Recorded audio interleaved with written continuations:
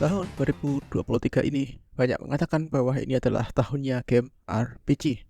Di awal tahun ini kita dapatin Hogwarts Legacy, terus ada One Piece Odyssey, Tears of the Kingdom, Diablo 4, Final Fantasy 16, dan juga Baldur's Gate 3 yang beneran heboh banget untuk menjadi kontender kuat di Game of the Year melawan Tears of the Kingdom. Jadi, sejauh ini kita menikmati banget apa itu game RPG yang secara umum kita nikmati pada game-game modern sekarang dengan berbagai subgenre yang ada. Tapi kalau kita diam sejenak dan berpikir sedikit, sebenarnya RPG itu apa sih? Masa cuma hanya sekedar genre? Dan tahu nggak kalau beberapa gamers di luar sana juga memperdebatkan 1-2 game. Apakah game tersebut masuk ke RPG atau enggak? Sebelum masuk ke pembahasan, seperti biasa video kali ini bernama Talk Talk yang mana kita di MOG Media ngomongin berbagai macam topik di industri video game. Baik yang kasual maupun yang bikin pusing atau mikir sedikit-sedikit. Kalau tertarik, kalian bisa cek sosial media kita di @mog_media hanya 2 yang ada di Twitter, Instagram, dan juga Facebook untuk dapetin info dan berita terbaru dari dunia game internasional maupun lokal. Dan sekarang, yuk kita mulai pembahasannya pada episode kali ini. Apa itu RPG? Sebagai anak yang hidup pada masa kejayaan RPG, yaitu PS1 dan juga PS2, genre ini langsung jadi genre favorit dibandingkan game-game tipe lainnya. Bisa dibilang juga, aku agak tertutup pada waktu itu dan hanya mainin game-game RPG. Dan pada akhirnya setelah dewasa aku jadi tahu kalau gameku dulu itu JRPG, ARPG, Tactical RPG, dan bukan Action RPG. Berbeda saat dulu masih bocah. Pokoknya kalau game punya gameplay yang menyerang gantian, aku dulu ngomongnya itu RPG. Atau game yang punya banyak karakter atau party system. Pasti itu adalah game RPG. Sedangkan hal ini nggak lain ya salah atau keterbatasan hardware pada masa itu. Di era sekarang sendiri ternyata RPG sudah semakin luas dan malah terlalu luas hingga hampir semua genre bergesekan. Selanjutnya, kalau kita ngomong soal definisi literal dari RPG sendiri, ya role playing game atau game bermain peran.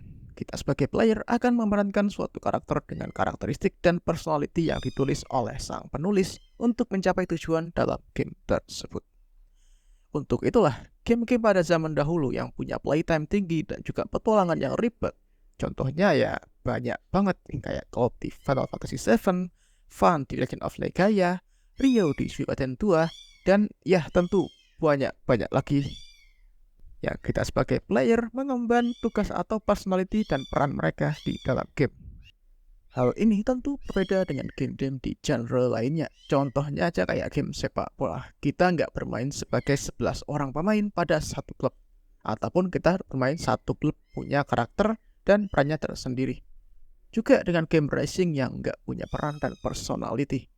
Terlalu jauh perbandingannya? Oke, aku ambil lagi yang lebih simpel. Medal of Honor maupun Call of Duty di era PS2. Karakter mereka adalah prajurit, tapi hanya sebuah tempelan tanpa ada konteks lebih jauh siapa dan apa perannya. Tapi argumen tersebut bisa saja benar.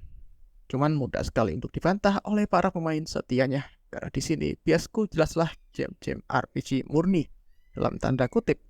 Karena pada waktu itu yang menjelaskan kita bermain peran dan karakter tentu adalah storytellingnya.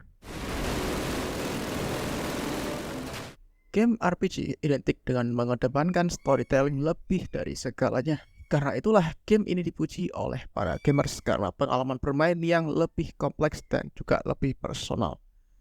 Gak salah juga kalau di kemudian hari kita mengenal adanya subgenre adventure RPG yang lebih kental akan elemen storytelling ini. Medal of Honor, Call of Duty, Crysis, atau bahkan Resident Evil sebenarnya bisa dikategorikan sebagai RPG. Cuman pada waktu itu mereka memang tidak memprioritaskan elemen storytelling sehingga para pemain akan samar-samar mengetahui peran dan karakter yang mereka mainkan pada game tersebut. Contoh paling gampang dan paling kontroversial pada waktu itu ya Resident Evil 4. Kenapa kontroversial? Karena pada saat itu Resident Evil 4 berganti fokus ke action horror daripada survival horror. Juga adanya elemen RPG di dalamnya. elemen. Singkatnya, Capcom meminjam elemen RPG ke Resident Evil 4 seperti merchant system dengan beli dan jual, kemudian upgrade, dan inventory system yang lekat dengan game-game RPG. Meskipun bukan game RPG secara murni atau secara utuh, akan tetapi ada elemen yang lekat dengan RPG di beberapa game non-RPG. Dan contoh lainnya lagi adalah RPG identik dengan banyaknya cutscene untuk menceritakan elemen storytelling-nya. Dan storytelling ini lekat juga dengan facial animation daripada karakternya untuk meluapkan emosinya. Pada zaman PS1 dan juga PS2, kembali lagi, hal ini nggak semua game secara umum mau melakukannya. Untuk itulah hal ini jadi salah satu ciri khas game RPG. Akan tetapi, pada era modern sekarang atau era next gen, semua yang sudah aku sebutkan sekarang hampir semua game di era ini bisa lakukan. Call of Duty, Modern Warfare patut diacungilah jempol sebagai action shooters dengan storytelling dan karakter yang sangat-sangat kuat. Era PS3 ini bisa dibilang menjadi era di mana game-game AAA mulai mengadaptasi cutscene dengan lebih serius. Dan levelnya pun lebih ditingkatkan lagi dengan teknologi motion capture yang lebih baik dan lebih advance. Nah, dari sini kita bisa mendapat game-game non-RPG keren yang meminjam elemen RPG dan juga cutscene yang lebih serius. Assassin's Creed, Uncharted, dan tidak lupa The Last of Us yang pertama. Meskipun game RPG pada saat itu pun juga mulai lebih maju lagi dan lebih kompleks untuk storytelling maupun facial animation yang mereka bawa, seperti game-gamenya BioWare dan juga Elder Scrolls dari Bethesda. Sekarang kita kembali pada definisi harfiah dari RPG, yaitu role-playing game atau game bermain peran. Di era sekarang, hampir semua game punya karakter dengan peran yang sangat kuat. Action, shooters, simulasi, adventure, Metroidvania, dan lain-lain punya karakter utama yang membuat kita jatuh ke dalam game dengan perannya tersebut. Secara elemen juga, semakin murah game-game non-RPG meminjam elemen ini. Kalau ditanya apa aja sih elemen RPG itu?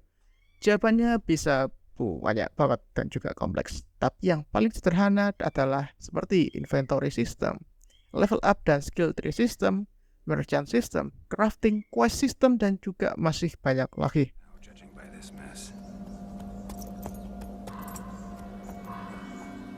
Sekarang pun kayaknya semakin umum game itu punya genre action RPG daripada disebut game RPG aja. Mungkin beberapa terbagi atas region kayak JRPG dan juga Western RPG.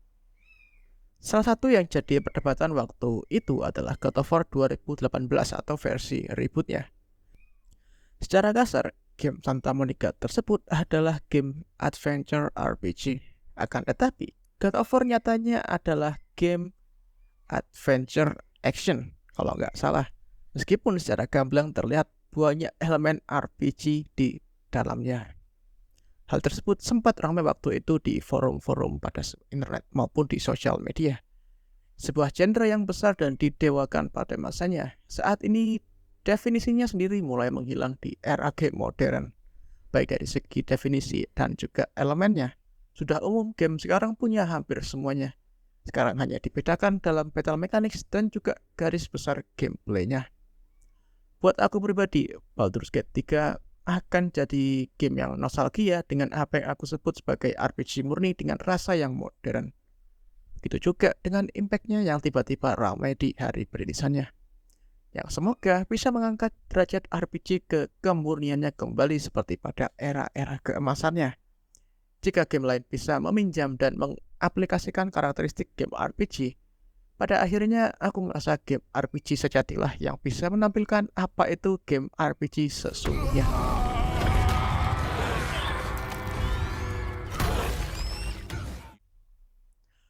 Oke nih, kurang lebihnya itu aja untuk video kali ini. Karena emang genre satu ini udah terlalu besar dan susah dikontrol. Jadi kita agak pusing kalau ngeliat game sekarang itu gamenya RPG atau bukan.